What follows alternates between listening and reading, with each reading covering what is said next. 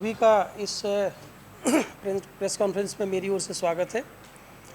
आप में से बहुत सारे मीडिया बंधु हैं जो मेरे मतलब व्यक्तिगत रूप से परिचित रहे हैं और उनको भी एक उत्सुकता थी कि आखिर मैंने अपना एक भरा पूरा कैरियर, अभी मेरी नौकरी में 7 साढ़े 7 साल बचे हुए थे और इसके बाद मैंने अचानक जो है क्यों अपनी शैक्षिक सेवानिवृत्ति ले ली और मैं क्यों सेवा से बाहर आ गया, क्योंकि उनका ऐसा कहना था कि आप सेवा में रहकर भी बहुत अच्छा कर सकते थे और करते रहे हैं। तो ऐसी स्थिति में आपका अचानक बाहर आ जाना, क्या हुआ, कैसे हुआ, क्यों हुआ, बहुत सारे प्रश्न थे। आप जानते हैं कि शासकीय सेवा में जब हम रहते हैं तो बहुत सारी मर्यादाएं रहती हैं। तो पहले जो सेवानिवृत्ति की औपचारिकताएं थीं, पहले मैं इससे मुक्त होना चाहता था कि उसके बाद ही फिर आपसे बात करना या लोगों से बात करना बेहतर होता है, ऐसा मैंने समझा। इसलिए मैं लगभग 1 सवा महीने से आप सबके टच में नहीं था। इसके लिए भी मैं क्षमा चाहता हूं, क्योंकि आप में से बहुत से लोगों ने मेरी चिंता की और उसके लिए मैं आप सबका बहुत आभारी भी हूं। सबसे पहले मैं इस पर बात करना चाहता हूं कि आखिर मैंने अपना जो सेवा काल बचा हुआ था उस सेवा को, एक प्रतिष्ठापूर्ण सेवा को, क्योंकि मैं भारतीय प्रशासनिक सेवा में मेरा प्रमोशन हो गया था इसी साल जनवरी के महीने में, तो एक अच्छा सा कैरियर जिसके लिए राज्य प्रशासनिक सेवा के अधिकारी हमेशा एस्पायर करते हैं, उनकी इच्छा रहती है कि वो आईएएस बने और उसके बाद और बेहतर काम करें। पर इसके बाद भी मेरा छोड़ देना थोड़ा सा लोगों को भी आश्चर्यजनक था, लेकिन मेरे लिए ये कतई आश्चर्य नहीं था।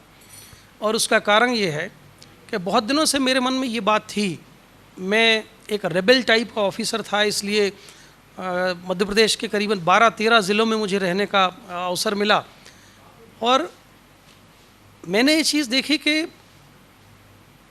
सिस्टम जिस ढंग से काम कर रहा है, पिछले कई वर्षों से ये बात मेरे मन में थी कि सिस्टम आम आदमी के लिए है, जनता के लिए है, जनसाधारण के लिए है, लेकिन सिस्टम धीरे धीरे इस तरह से तब्दील हो रहा है कि वो केवल जो मजबूत लोग हैं वो उनके पक्ष में खड़ा हुआ दिखाई देता है। और बहुत सारे ज़िलों में पदस्थापना के दौरान मैंने ये बात देखी कि गांव में आज भी जो लोग हैं वो बहुत परेशान हैं और जो मूलभूत समस्याएं हैं, हम यदि किसी देश के नागरिक हैं तो कुछ चीज़ें बड़ी मूलभूत हैं, शिक्षा है, स्वास्थ्य है, पेयजल है, लोगों के लिए रोजगार है, लेकिन इन सारे बिंदुओं पर धीरे धीरे सिस्टम जो है वो पूरी तरह समाप्त होता जा रहा है और सरकार के पास इन समस्याओं का कोई समाधान नहीं है। हमें लगता है कि सरकार काम कर रही है, लेकिन आप देखेंगे अगर बारीकी से कि पूरा ध्यान, सरकार कोई भी हो, किसी भी दल की सरकार हो, लेकिन जनरली उनका पूरा ध्यान जो है वो केवल वोट लेने या फिर अपनी सत्ता को मजबूत करने में और एक तरह से एक इवेंट की राजनीति करने में ही पूरा समय बीत रहा है। और इसके कारण जो है आम जनता बहुत सफ़र कर रही है। हम आप लोग अभी भोपाल में रह रहे हैं, पर भोपाल से आप लोग, बहुत से लोग बाहर भी जाते होंगे, तो आप देख सकते हैं कि बहुत लोग परेशान हैं। मध्य प्रदेश हमारा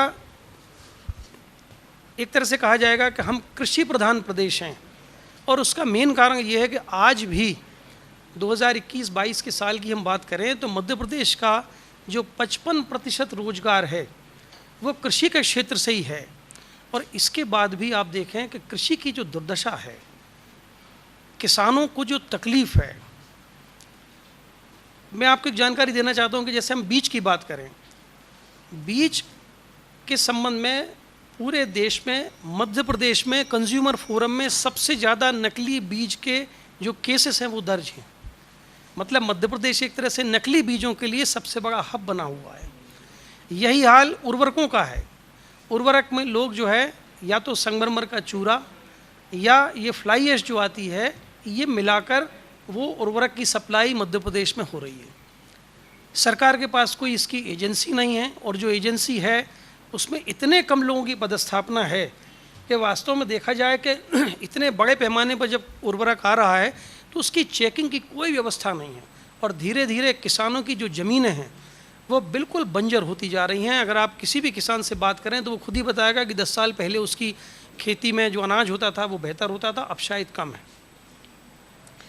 बिजली की समस्या जो है किसानों को, एक तो मैं आज भी नहीं समझ पाया, मैं खुद भी किसानों के घर से हूँ, गांव से हूँ, देहात से हूँ, कि किसान को हर समय हम रात में क्यों बिजली देते हैं। मतलब ठंड हो, ठंड यानी रबी की फसल हो, खरीफ की फसल हो, हम शाम को ही, शाम से बल्कि देर रात से 10-11 बजे से हम किसान को बिजली देते हैं और सुबह तक बिजली देते हैं। यदि किसान हमारी आबादी का 55% हिस्सा है तो क्यों नहीं ऐसा होना चाहिए कि उसके लिए एक सुविधाजनक समय अपन तय कर लें और उस पर दिया जाए, उस पर उसको बिजली मिले। और आप देखें कि सर्पदंश के बहुत सारे केस होते हैं किसानों के, और वो इन्हीं सीज़न में होते हैं। ठंड के समय किसान उस भीषण ठंड में, जब हम और आप जैसे जो थोड़े से सुविधा प्राप्त लोग हैं, जब हम एसी को गर्म करके जो है वहाँ सोते रहते हैं, उस समय किसान जो है वो खेतों में ठंड में ठिठुरता हुआ जो है वो बाहर जाता है। सिंचाई के जो आंकड़े हैं वो आंकड़े इस तरह के हैं कि अगर उनका मौके से आप मिलान करें तो आप पाएंगे कि अभी भी बहुत सारे लोग ऐसे हैं, बहुत सारी जगह ऐसी हैं जहां सिंचाई आराम से हो सकती है, आसपास कोई ऐसी जल संरचना क्रिएट हो सकती है, लेकिन इसके बाद भी वहाँ लोगों को सिंचाई के लिए व्यवस्था नहीं है। एक और चीज़ जो कृषि से जुड़ी है, जिस पर सरकार को ध्यान देना चाहिए, वो क्या है कि जोत का आकार लगातार छोटा हो रहा है। तो जैसे ही जोत का आकार छोटा होता है तो लोग जो हैं फिर कैश क्रॉप की ओर मुड़ने लगते हैं। लोग मूंगफली उगाते हैं, लोग पान के बरेजे रखते हैं या और इस तरह की चीज़ें रखते हैं, और इन कमर्शियल क्रॉप्स के संबंध में सरकार के पास उनका दर निर्धारण करने की कोई व्यवस्था नहीं है। और ऐसे समय जो छोटा किसान, जो ऑलरेडी जिसकी जोत का आकार छोटा है, वो और परेशान लगातार इससे होता जाता है। अभी ये कहा जाता है, पिछले 2004-05 से बात चल रही है कि किसानों की आय हम दुगनी करेंगे, किसानों की खेती का हम कमर्शलाइजेशन करेंगे, हम यंत्रीकरण बढ़ाएंगे। मैं आपको एक डेटा देना चाहता हूँ कि कृषि विभाग में कुल 14,572 स्वीकृत पद हैं, और इन पदों में से 6,438 पद जो हैं रिक्त हैं, 45% पद जो हैं खाली हैं। अब आप ये बताइए कि यदि 45% पद खाली हैं कृषि जैसे महत्वपूर्ण विभाग के, तो हम किसानों के साथ किस तरह से न्याय कर पाएंगे, और हम क्यों उनको भुलावे में रखे हुए हैं। बेहतर है हम उनसे शायद ये कह दें कि भाई आप अपना खुद ही जो भी व्यवस्थाएं हैं, चाहे बिजली हो, चाहे पानी हो, चाहे सिंचाई हो, खाद बीज जो भी है, उसकी व्यवस्था आप स्वयं करें। तो सरकार की ओर से एक तरह से किसानों को धोखे में रखा जा रहा है, और जो वास्तविक स्थिति है वो ये स्थिति ये है। 2004 से लेकर 2022 के बीच में कुल 16,738 किसानों ने आत्महत्याएं की हैं। अगर आप पिछले 20-25 साल या उसके पहले का समय देखें तो किसानों की इतनी बड़ी संख्या में आत्महत्याएं कभी नहीं हुई। अगर आप एवरेज निकालेंगे तो हर साल 1000, 1200, 1500 किसान जो है वो इस कारण आत्महत्या कर लेते हैं। क्यों? क्योंकि उनकी खेती से उनके परिवार का भरण पोषण पूरा नहीं हो पा रहा है। बिजली की जो स्थिति है, बिजली का टाइमिंग के साथ साथ जो सबसे बड़ी स्थिति, किसानों को पर्याप्त बिजली भी नहीं मिल पा रही। यानी आपने एक वीडियो देखा होगा, अभी महीने 1.5 महीने पहले जारी हुआ था, कि कृषि मंत्री जी ने खुद स्वीकार किया कि भैया किसानों को कम से कम 10 घंटे तो बिजली दो, नहीं तो वो हमको निपटा देंगे। ये वीडियो जो है आप सब ने देखा है। दूसरा एक बहुत महत्वपूर्ण मुद्दा है स्वास्थ्य का। स्वास्थ्य का जो सिनेरियो है, ये सिनेरियो बहुत ही ज़्यादा चिंताजनक है। उसका कारण है कि यदि नागरिक सबल होगा तो राष्ट्र सबल होगा। हम राष्ट्रवाद के नारे लगा लें और हम ये सोचें कि राष्ट्र हमारा मजबूत हो जाएगा, नारों से कोई समाज, कोई देश मजबूत नहीं होता। नारे जो हैं, नारे केवल लोगों को एक उत्तेजना देने का काम कर सकते हैं, लेकिन नारे से कोई, किसी आदमी का पेट नहीं भर सकता नारे से, और ना व्यवस्थाएं बदलती हैं। स्वास्थ्य के बारे में आपको बताना चाहता हूँ, ये नीति आयोग की रिपोर्ट कह रही है, ये डेटा मैंने क्रिएट नहीं किया है, कि पिछले 3-4 वर्षों से मध्य प्रदेश जो है, जो बड़े राज्य हैं हमारे यहाँ, जो टोटल नंबर ऑफ़ स्टेट्स हैं उसमें 19 राज्य जो हैं बड़े राज्य कहलाते हैं। उन बड़े राज्यों में मध्य प्रदेश का नंबर पिछले 3-4 वर्षों में 17वें से 19वें के बीच रहा है। मतलब कभी कभी सबसे नीचे, कभी उससे एक आध पायदान ऊपर। आप सोचें कि हम किस बात का दावा करते हैं, हमारा तंत्र या व्यवस्था जो है किस बात का दावा करती है। अगर हमारे नागरिकों को जो बेसिक सुविधा है अगर वो उपलब्ध नहीं है, स्वास्थ्य सूचकांक में जन्म से, जैसे एक डेटा मैं आपको बता रहा हूँ कि जन्म से 28 दिन तक के जो नवजात बच्चे होते हैं, इन नवजात शिशुओं के मामले में मध्य प्रदेश पूरे देश में नंबर 1 है। और ये संख्या जो है, प्रतिदिन मरने वाले जो बच्चे हैं, नवजात बच्चे, इनकी संख्या लगभग 2 साल पहले 92 प्रतिदिन के हिसाब से थी। आप सोचो, सरकार यदि ये दावा करे कि हम लोगों के लिए काम कर रहे हैं, कल्याणकारी राज्य की स्थापना कर रहे हैं, तो जरा आप ये देखो कि कितनी कमिटमेंट हमारी उन बच्चों के लिए है जो आगे चल के इस समाज में नागरिक के रूप में तैयार होंगे। एक और डेटा मैं शेयर करना चाहता हूँ कि नीति आयोग की रिपोर्ट कहती है कि मध्य प्रदेश जो है टीकाकरण के मामले में 19वें नंबर पर है, 13वें नंबर पर है, और 19 जो बड़े राज्य हैं उनमें से इसका नंबर 13वां है। और 12% बच्चे ऐसे हैं पूरे प्रदेश में जो हर साल उस टीकाकरण से छूट जाते हैं। सरकार का मूल काम जो है वो नागरिकों को शिक्षा, स्वास्थ्य, पेयजल और रोजगार देना है। स्वास्थ्य की इतनी बुरी स्थिति हमारे यहाँ है कि ग्रामीण क्षेत्रों में स्वास्थ्य की सेवाएं बिल्कुल बदहाल हैं। जो अस्पताल, कहीं बिल्डिंग बन गई है तो गांव से या तो बहुत दूर बना दी गई है, और जहां बिल्डिंग है वहां डॉक्टर नहीं है, जहां डॉक्टरों की पदस्थापना है वहां बिल्डिंग्स नहीं हैं। दूसरी चीज़, एक चीज़ जो बहुत सारी मतलब जो ध्यान में नहीं आती हमारे, पैथोलॉजी लैब्स का अगर आप सर्वे करें पूरे ज़िलों में कि एक ज़िले की आबादी यदि 20 लाख है और उसका लंबाई चौड़ाई 100-125 किलोमीटर उत्तर पश्चिम पूरब पश्चिम है और उत्तर दक्षिण है, तो आप सोचें कि उसमें मुश्किल से 1 या 2 लैब या 3 लैब जिला मुख्यालय पर हैं। यानी दूरस्थ आदमी, 90 किलोमीटर दूर का कोई आदिवासी बंदा है तो उसको पैथोलॉजी की जांच कराने के लिए 100 किलोमीटर चल कर आना पड़ेगा। पैथोलॉजी एक ऐसा फील्ड है स्वास्थ्य का जिस पर शायद सरकार ने कभी कोई काम पिछले 20-25 वर्षों में नहीं किया है। अगली चीज़ कि प्रदेश की जो आबादी 8 करोड़ 55 लाख आबादी है, इसके लिए 24,000 एलोपैथी डॉक्टर हैं केवल। तो उस हिसाब से 3,562 लोगों पर एक डॉक्टर है, जबकि WHO का नॉर्म कहता है, विश्व स्वास्थ्य संगठन का नॉर्म कहता है कि 1000 पर एक डॉक्टर होना चाहिए। हम अगर 1000 पे एक ना भी कर पाएँ तो 1500 पर तो एक होना चाहिए। पर अगर ये बेसिक काम भी हम नहीं कर पा रहे हैं तो फिर किस बात की सरकार और किस बात का काम।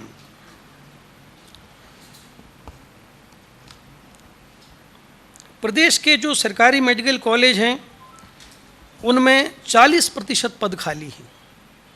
हर 100 विशेषज्ञ में से 40% लोग जो हैं, ये मेडिकल कॉलेजों की बात कर रहा हूँ मैं।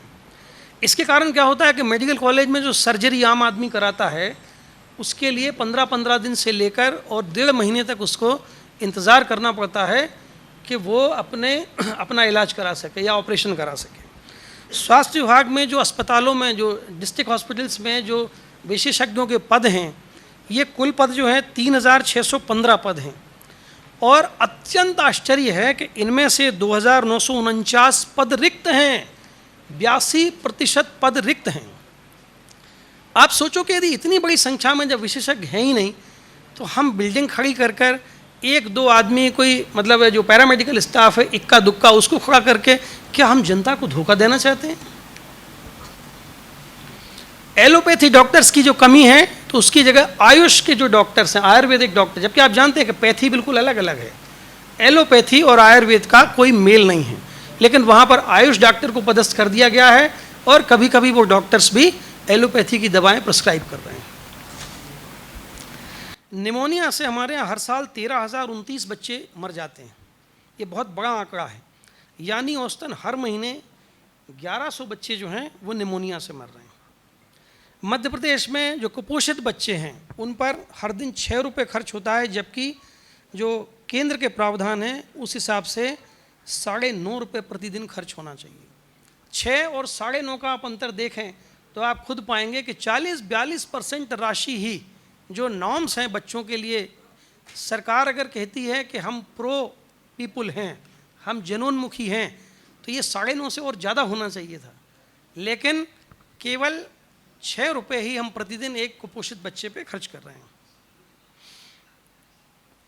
केंद्र द्वारा जो जारी फंड है उसमें से राज्य सरकार जो है पोषण अभियान में केवल 30% का उपयोग कर पाई।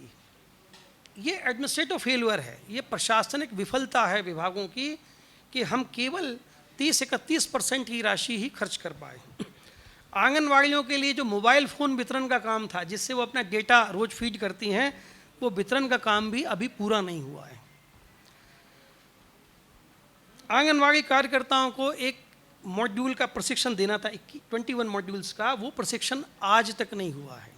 वो आंगनवाड़ी की कार्यकर्ता अपने स्तर पर निष्ठा से काम कर रही है, पर उसके लिए जो तकनीकी इनपुट होना चाहिए वो बिल्कुल नहीं है। सरकार ने जिलों को 1,18,00,000 रुपए जारी किए थे पोषण अभियान के तहत जागरूकता लाने के लिए, और वित्तीय वर्ष समाप्त हो गया, लेकिन केवल 15 जिलों ने पैसा खर्च किया है। 39 जिले अभी भी ऐसे हैं जिन्होंने 1 रुपया भी इसमें खर्च नहीं किया है। शिक्षा के क्षेत्र में स्थिति जो है वो और भी ज़्यादा बुरी है कि इंफ्रास्ट्रक्चर, ड्रॉप आउट, छात्र शिक्षक अनुपात, स्कूलों में पहुंच इत्यादि मापदंड पर केंद्र सरकार की परफॉर्मेंस ग्रेड इंडेक्स रिपोर्ट है, उसमें जो है मध्य प्रदेश की स्थिति ऐसी है कि 1.25 लाख सरकारी स्कूलों में से 58,831 स्कूल ऐसे हैं जहां बिजली गई है। आधे से ज़्यादा स्कूलों में बिजली नहीं है। 50% से भी ज़्यादा स्कूल जो हैं बिना बिजली के हैं। 6-7 हज़ार स्कूल ऐसे हैं जहां गर्ल्स टॉयलेट और 7,000 स्कूलों में बॉयज़ टॉयलेट नहीं है। जब हम स्कूलों में बेसिक सुविधाएं ही क्रिएट नहीं कर पा रहे तो बच्चियां जो हैं फिर वो स्कूलों में जाएंगी कैसे। मध्य प्रदेश में 2200 प्राथमिक विद्यालयों के पास स्वयं का भवन नहीं है और 12,760 माध्यमिक विद्यालयों के पास, मिडिल स्कूल के पास उनका भवन नहीं है। 21,077 स्कूल ऐसे हैं जो एक शिक्षकीय स्कूल हैं। आप सोचें कि स्कूल में 4-5 क्लास होती है और अगर एक शिक्षक है तो आखिर हम कर क्या रहे हैं, हम किस तरह की व्यवस्था लोगों को देना चाहते हैं। मध्य प्रदेश में इस समय 87,630 शिक्षकों की ज़रूरत है और दावा किया जा रहा है कि हमने शिक्षा के क्षेत्र में क्रांति कर दी है। तो कैसी क्रांति हो गई भाई ये, और उस क्रांति का लाभ किस आदमी को मिला है। बीते 3 सालों में शिक्षाकर्मी वर्ग 1, 2, 3 की परीक्षाएं हुई और वो परीक्षा का फाइनल रिजल्ट नहीं डिक्लेयर हो पाया क्योंकि सारी परीक्षाओं में कोई ना कोई विवाद आ गया, कुछ घोटाले जैसी बात आ गई, किसी का पेपर आउट हो गया, विश्वसनीयता जो है वो समाप्त हो गई भर्ती परीक्षा की। एक और बहुत महत्वपूर्ण मुद्दा है वो बेरोजगारी का, क्योंकि ये मुद्दा जो है कोविड का पीरियड हम सब ने देखा है, जो लोग यहाँ मौजूद हैं। कोविड के पीरियड में बेरोजगारी में पूरे परिवार पिस गए। केवल जो ऊपरी लेयर के लोग थे, जो शुरू के 5-7% लोग थे समाज के, उनको छोड़कर एक भी परिवार ऐसा नहीं है कि जहाँ पर कोविड के कारण उपजी बेरोजगारी का असर ना आया हो। और आज भी सरकार का डाटा कहता है, मध्य प्रदेश सरकार का डाटा कह रहा है कि हमारे यहाँ 30 लाख बेरोजगार हैं और हम 100 पदों की भर्ती निकाल के उसमें छपवा रहे हैं कि बम्पर भर्ती निकली है। 30 लाख का डेटा तो सरकारी डेटा है। अगर वास्तव में हम सर्वे करें तो मेरा अंदाज़ है लगभग 55 से 60 लाख आदमी जो हैं या 60 लाख परिवार ऐसे हैं जो रोजगार विहीन हैं। एक त्रासदी और जो समझ में आई वो ये थी कि कोविड के पीरियड में जो बहुत गरीब तबका था वो तो लाइन में लग के उसने खाना ले लिया, पैकेट ले लिया, लेकिन कुछ लोग ऐसे थे कि जो शायद लाइन में भी नहीं लग सकते थे। 25-30 हज़ार की जिनकी तनख्वाह थी और जो अपने 2 बच्चों के साथ शहर में रह रहे थे, तो उनकी इकोनॉमी बड़ी छोटी इकोनॉमी थी। और जब ये कोविड में उनकी नौकरी छूटी तो ऐसे लोग जो हैं वो बहुत ज़्यादा परेशान हुए। उनके परिवारों ने बहुत, इसको कहते हैं कि बहुत तनाव झेला है इस बिंदु पर।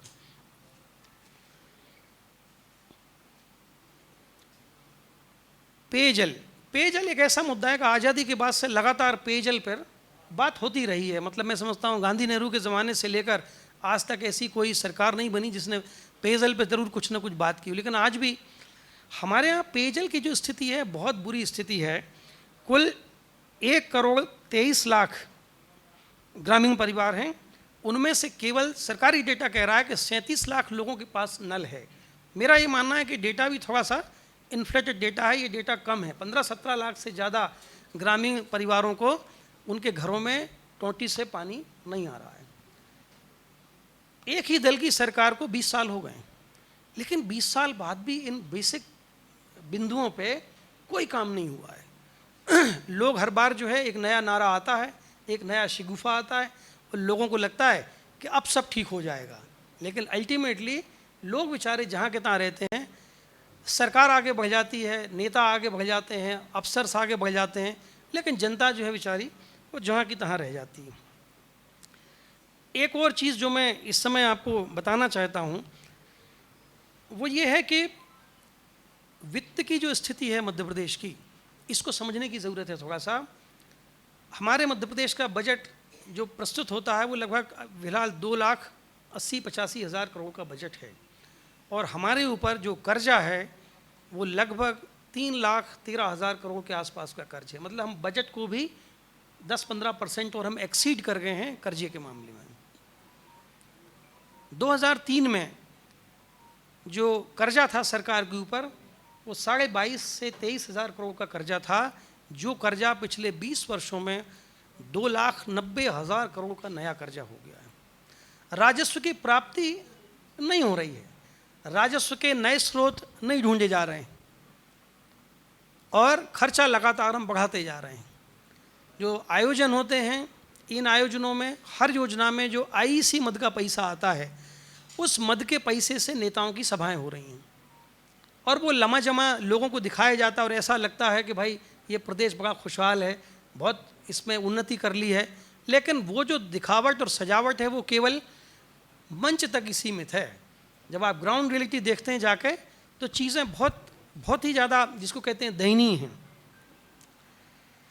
2003-04 में एक व्यक्ति पे कर्ज जो है 3,300 रुपये था और आज बढ़ के जो 41,000 रुपये है, और इस साल के समाप्त होते होते, क्योंकि सरकार अभी फिर भी 2-2-2.5 करोड़ रुपए का जो लोन है वो मार्केट से उठा रही है।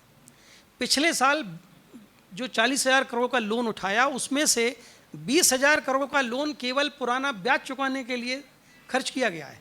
इससे आप वित्तीय स्थिति समझें कि जब सरकार के पास पैसा ही नहीं होगा, जब सरकार राजस्व की प्राप्ति के लिए प्रयास ही नहीं करेगी, तो आखिर जनता का काम चलेगा कैसे? स्कूल, कॉलेज, पढ़ाई लिखाई, शिक्षकों की भर्ती, डॉक्टर्स की भर्ती, पैरामेडिकल, ये कैसे हो पाएगा फिर? और जब ये नहीं होगा तो फिर सरकार कैसे चलेगी? ये स्थिति बहुत दुखद और बहुत ही चिंतनीय है।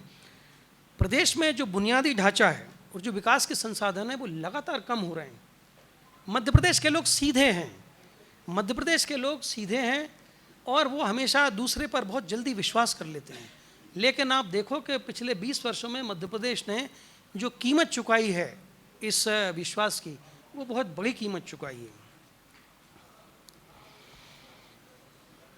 महिला संबंधी अपराधों में मध्य प्रदेश जो है 2020 में बाल अपराध और आदिवासियों के साथ होने वाले अपराध में 2020 में पहले पायदान पे था। बीते 3 साल जी मैं समझ गया। मैं आपको ये बताने के साथ ये बताना चाहता था कि इस परिस्थिति पर एक अधिकारी होने के नाते जब हम बार बार उसको देखते हैं, समझते हैं और विचार करते हैं, तो ये पाते हैं कि यार हमारा नौकरी में रहना फिर कोई मायने नहीं रखता।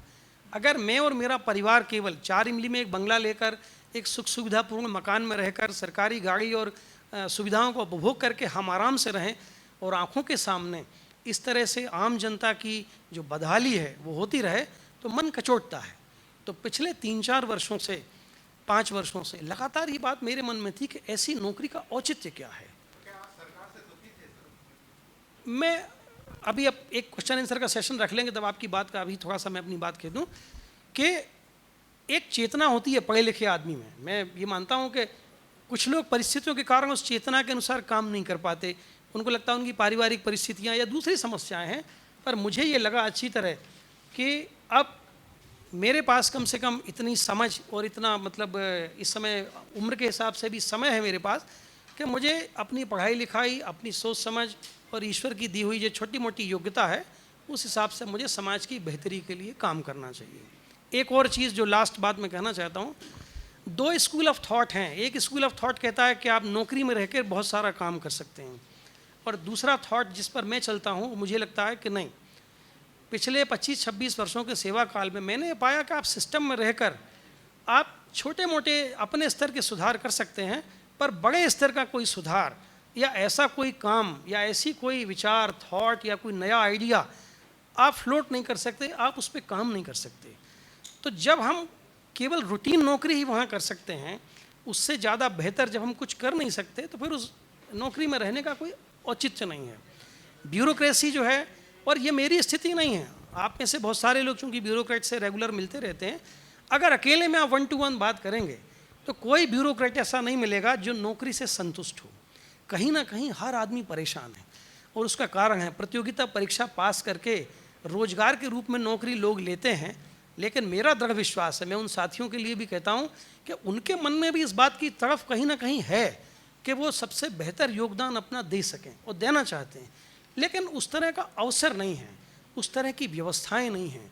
और ब्यूरोक्रेसी में भी इन सब चीज़ों को लेकर, क्योंकि हर आदमी अपना कंट्रीब्यूशन समाज में देना चाहता है, एक बड़ी महती भावना है ये, पर ब्यूरोक्रेसी लोग जो हैं वो इन सब चीज़ों को लेकर बहुत मतलब असंतुष्ट हैं अंदर से। और मैं समझता हूँ कि वो अपना जो बेस्ट दे सकते हैं, जिससे जनता का हित हो सकता है, वो नहीं दे पा रहे हैं। बस ये है कि उनमें से मैं शायद इस बात का साहस कर पाया।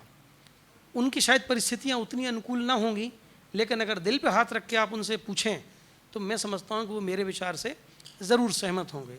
तो इन सब परिस्थितियों के चलते मुझे लगा कि अब इस ब्यूरोक्रेसी में रहने का कोई बहुत ज़्यादा मतलब और औचित्य नहीं रह गया है। हम बाहर निकलें, सुख सुविधा छोड़ें और लोगों की बेहतरी के लिए काम करें। बहुत बहुत धन्यवाद। जी हाँ, आपने बड़ा सही सवाल पूछा कि हमारा अगला जो कदम है वो इसी बात के लिए है, क्योंकि राजनीतिक जो सेटअप है उसी में वो इच्छा शक्ति अगर पैदा हो जाए, क्योंकि वर्तमान जो सेटअप है उसमें राजनीति जो पॉलिटिकल एग्जीक्यूटिव है उसको अधिकार ज़्यादा है। नीति निर्धारण का काम और नीति के क्रियान्वयन के सिद्धांत बनाने का काम, सारा काम जो है वो राजनीति का जो सेटअप है वही तय करता है। ब्यूरोक्रेट्स जो हैं केवल बनी बनाई नीतियों का ज़मीनी स्तर पर संचालन करते हैं, उनका कोई बहुत ज़्यादा से इस बात में होता नहीं है। तो ऐसी स्थिति में राजनीति में आकर ही इस व्यवस्था को, अव्यवस्था को जिसकी मैं बात कर रहा हूँ, उसको व्यवस्था में बदला जा सकता है।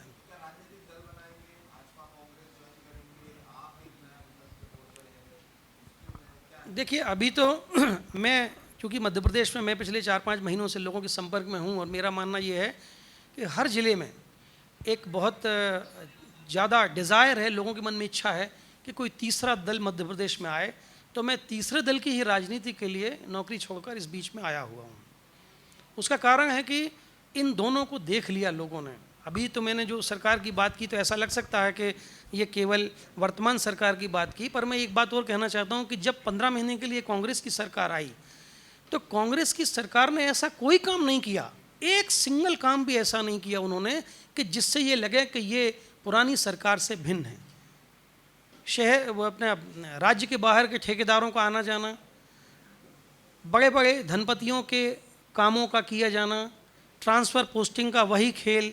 तो जिस सारे काम की बुराई कांग्रेस के लोग बाहर रह के करते थे, एग्जैक्टली वही सारा काम जो है उन्होंने सरकार बनने के बाद शुरू कर दिया।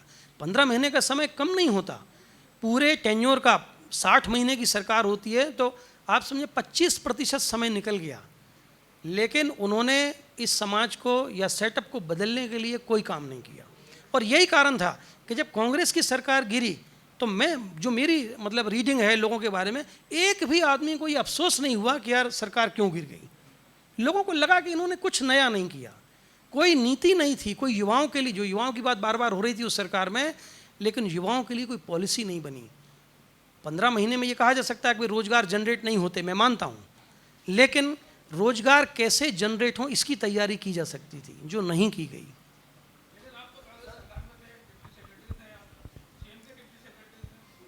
देखिए वो एक, जी देखिए वो ऐसी चीज़ है कि उसको आप भी जानते हैं कि मैं जिस जगह, जिस रैंक एंड फाइल में था, उस रैंक एंड फाइल में अगर कोई बात आप कहते भी हैं तो जनरली ये मतलब कोई सरकार हो, कांग्रेस है, बीजेपी से, उनका मानना है कि यदि चीफ सेक्रेटरी उनको एडवाइस करे, कोई पीएस एडवाइस करता है, तभी उनको लगता है कि ये काम करने योग्य है। तो सामान्यतया जिस स्तर पर मैं काम कर रहा था उस स्तर पर मुख्यमंत्री जैसी बड़ी शख्सियत उस बात को सुने समझे, इसकी संभावना बहुत कम थी।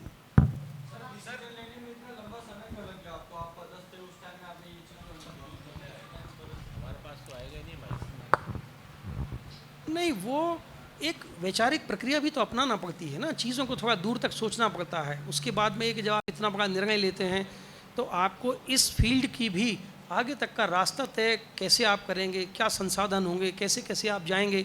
और नौकरी आप अकेले रहकर कर सकते हैं, लेकिन राजनीति में जब आप आते हैं तो आपको सामाजिक समर्थन और संगठन की ज़रूरत होती है। इस बीच में मैं बहुत सारे लोगों के टच में था और जिसको कहते हैं अंडरग्राउंड वर्क जो था वो मेरा जारी था इस बीच में। डॉक्टर साहब, ये तीसरे दल की बात आपने की है जी। तो ये पंचायत नगरीय चुनाव में नगरीय निकाय चुनाव में आम आदमी पार्टी सिंगरौली से प्रवेश कर गई है और बहुत अच्छा उसका प्रदर्शन रहा है। तो क्या तीसरा दल ये आम आदमी पार्टी तो नहीं है? नहीं, फिलहाल नहीं है। दूसरी चीज़ कि जो आम आदमी पार्टी का प्रदर्शन है वो बेसिकली बीजेपी से लोगों की नाराज़गी का अभिव्यक्तिकरण है। वो लोग बीजेपी से त्रस्त हैं और नाराज़ हैं, लेकिन लोग कांग्रेस को वोट नहीं देना चाहते। आप बात समझो, मेरे समझ से ये फ्रेज़ जो है प्रॉपर है कि लोग बीजेपी से त्रस्त हैं लेकिन कांग्रेस को वोट नहीं देना चाहते, इसलिए उन्होंने आपको वोट दिया। एक और चीज़ कि जैसे वहाँ से सिंगरौली से जो मेयर बनी है वो मूलतः पिछले मतलब कई वर्षों से उनका परिवार बीजेपी का परिवार है।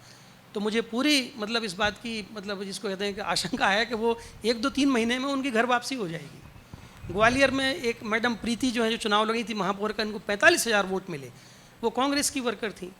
तो इस हिसाब से अभी केवल बीजेपी कांग्रेस के जो पुराने वर्कर हैं वही लोग जो हैं आप में जिनको टिकट नहीं मिली असंतुष्ट हुए आप में आ गए। लेकिन आप देखेंगे 2-3 महीने 4 महीने के बाद में वो सारे लोग अपनी अपनी मूल पार्टियों में वापस चले जाएंगे। अभी आपका कोई बहुत ऐसा गहरा प्रभाव मध्य प्रदेश में मैं नहीं देखता हूँ। डॉक्टर साहब इधर।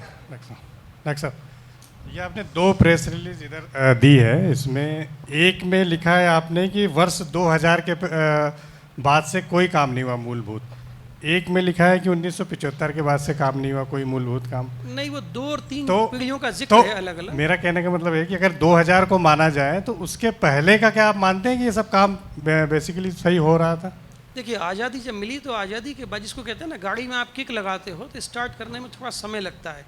तो आज़ादी के बाद के जो 25 साल थे उसका 3 पीढ़ियों का मैंने जिक्र किया है, लेकिन काम के मामले में उसमें 50 साल लिखा है मैंने, क्योंकि आज़ादी के बाद 25 साल के बाद हम ये मान सकते थे कि सेटअप हमारा स्टेबलाइज हो गया था और उसके बाद 25 साल की एक पीढ़ी और फिर 25 साल की दूसरी पीढ़ी, तो वो उस संदर्भ में लिखा गया उसमें। सर, अभी आपने कहा, मैं इधर से बोल रहा हूँ, अभी आपने कहा कि प्रशासनिक सेवा में जो काम करने वाले लोग हैं यदि वो अपनी आत्मा पर हाथ रखेंगे तो शायद आपके जैसा पाएंगे। बिल्कुल। लेकिन कई ऐसे अधिकारी हैं, आज आप भी सेवानिवृत्ति ले रहे हैं और राजनीति में जुड़ने जा रहे हैं, लेकिन बीते 4-5 सालों में हम देखें तो कई ऐसे अफसर हैं जिन्होंने आपके जैसा कदम उठाया। तो ये राजनीति की तरफ ललक है या वास्तव में प्रशासनिक जो जिसकी आप बात कर रहे हैं वो कमजोरी है? देखिए, दोनों चीज़ें हैं। कोई भी आदमी जब पढ़ लिख के आता है तो शुरू में कॉलेज से जब आता है तो उसको ये नौकरियां बड़ी लुभाती हैं, चाहे वो आईएएस हो, चाहे राज्य प्रशासनिक से हो या कहीं पर भी हो। लेकिन 2-3 साल 4 साल के बाद में उसका बहुत तेज़ी से मोह भंग होता है। उसके कुछ साल बाद परिवार की जिम्मेदारियों में लग जाता है, बच्चे होते हैं, उनकी स्कूल बिस्कूल।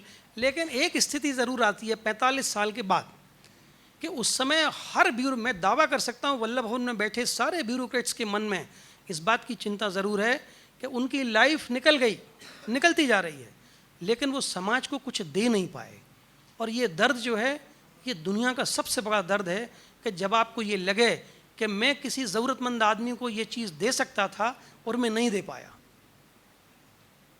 ब्यूरोक्रेट का जो रिटायरमेंट के बाद का समय होता है विद ड्यू कर्टसी, बहुत कष्ट में बीतता है लोगों का समय, क्योंकि वो फ्रस्ट्रेशन जो है कि उस समय उनके पास अवसर भी था, सब कुछ था, लेकिन वो बहुत बेहतर नहीं कर पाए। तो अभी वर्तमान में जो लोग राजनीति में जा रहे हैं वो एक तरह से उनका डेविएशन है, वो एक तरह से उनकी असंतुष्टि है कि वो बहुत अच्छा नहीं कर पा रहे हैं, इसके कारण लोग जो हैं राजनीति में जा रहे हैं। हाँ, ये ज़रूर है कि कुछ लोग जो हैं वो थोड़ा सा, जो बहुत उच्च पदस्थ लोग होते हैं तो उनकी चूँकि बड़े पार्टियों में बड़े नेताओं से सीधे संबंध होते हैं, तो वो ज़रूर है कि वो राज्यसभा से या अन्य स्थानों से, लेकिन मोस्ट ऑफ द लोग जो इस तरह से बाहर होते हैं तो मैं समझता हूँ कि वो शायद कुछ बेहतर करना चाहते हैं, इसलिए बाहर होते हैं।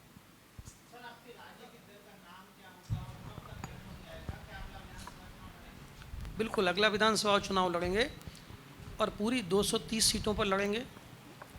तीसरी चीज़ कि अभी चूँकि नौकरी अभी अभी छोड़ के मैं आया हूँ। अभी मेरे पास जो मेरे जैसे मैंने बताया कि 12-13 ज़िलों में मैं खुद भी पोस्टिंग रही मेरी, तो वहाँ मेरा एक सेटअप है ही। इसके अलावा मैं चाहता हूँ कि और भी एक बार मैं मध्य प्रदेश को अच्छी तरह घूम लूँ। 40-45 दिन में मेरा ख्याल है मध्य प्रदेश का चक्कर मेरा पूरा हो जाएगा। तो इसके बाद जो है फिर राजनीतिक दल के गठन के संबंध में बहुत जल्दी हम कार्रवाई करेंगे। देखिए, मैं अभी इस बारे में थोड़ा सा नहीं बता सकता और अभी कमेंट नहीं कर सकता मैं।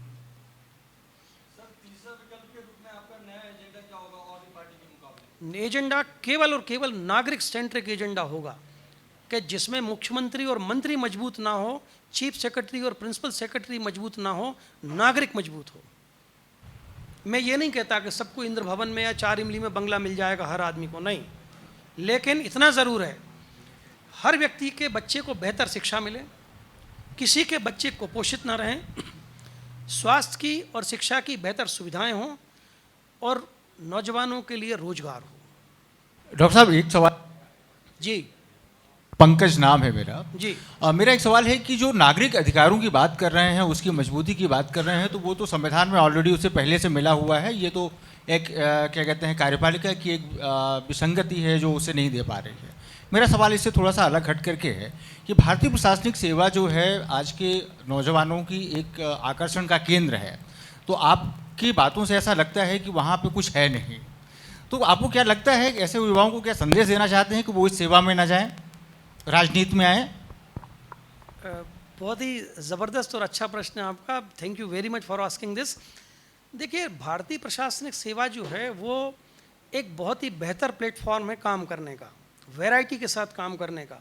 कभी आप लेबर में पदस्थ हैं, कभी आप एक्साइज में हैं, कभी आप एजुकेशन में हैं, हायर एजुकेशन में, तो एक बड़ा एम्पल अपॉर्चुनिटी है आपको काम करने की।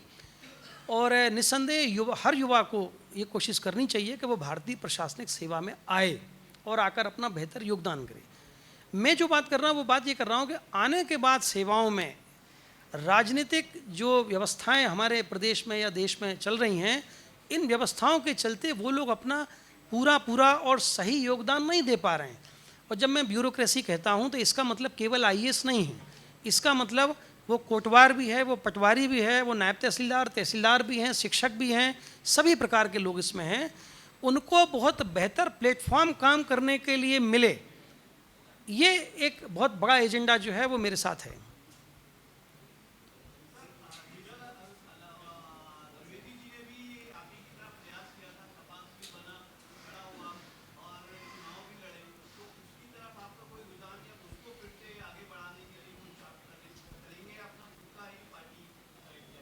देखिए, सपाक्स का जो सिस्टम है पूरा ना, वो थोड़ा सा, चूँकि वो अजाक्स के काउंटर में सपाक्स बनाया गया था, तो होता क्या है कि जब आप जिस मिशन को लेकर मैं चल रहा हूँ, इस मिशन में मुझे हर व्यक्ति की ज़रूरत है, वो एससी हो, एसटी हो, ओबीसी हो, कोई भी हो, हमें उनकी सबकी ज़रूरत है।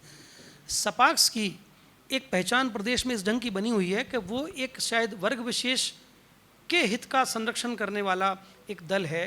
तो ऐसी स्थिति में ये बहुत मुमकिन नहीं होगा कि उनके साथ रह के काम किया जाए, क्योंकि राजनीति में हर व्यक्ति महत्वपूर्ण है, हर व्यक्ति महत्वपूर्ण है। और ऐसी स्थिति में हम केवल कुछ प्रतिशत जो लोग हैं उनके साथ रहते हैं अगर हम, तो हम फिर अलग थलग हो जाएंगे इसमें।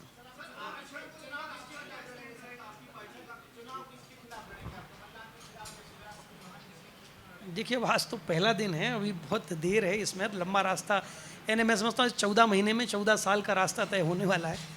सर आपने कहा सर आपके साथ हैं, तो शशि कर्णावत जी और रमेश थेटे जी भी आपके साथ रहेंगे क्या? देखिए, अभी मतलब वो सब लोग मेरे टच में हैं, लेकिन मेरी अभी इस संबंध में मैं बहुत स्पष्ट तरीके से आपको भी नहीं कह सकता हूँ, क्योंकि हर व्यक्ति का निर्णय लेने का ना अपना एक तरीका होता है।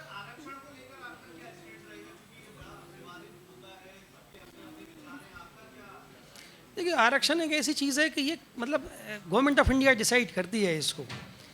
तो ऐसी स्थिति में मैं अगर किसी चीज़ से, जो चीज़ मतलब राज्य में संभव ही नहीं है, तो उस पर कोई ऐसा बात कहने का कोई बहुत ज़्यादा उचित ही नहीं है।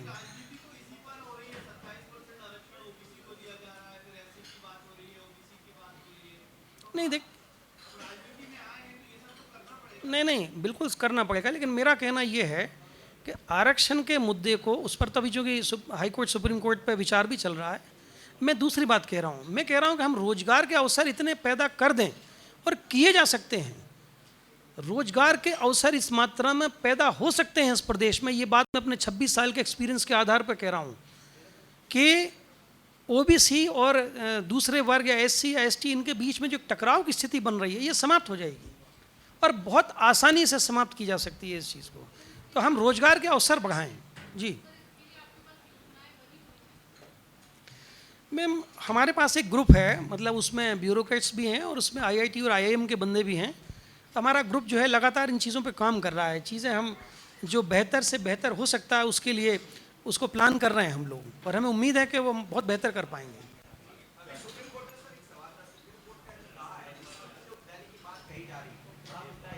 जी मैं सॉरी रिपीट।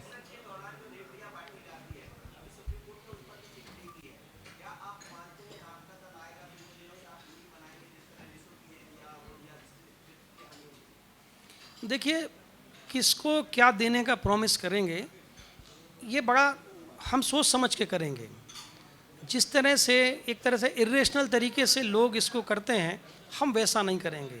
लेकिन इस बात का ज़रूर ध्यान रखेंगे कि जो बहुत ही डिप्राइव्ड लोग हैं, जो बहुत ही कमज़ोर लोग हैं, उनको ज़रूर कुछ ना कुछ ऐसा मिलना चाहिए कि कम से कम उनकी दैनंदिन जीवन का काम तो चल सके।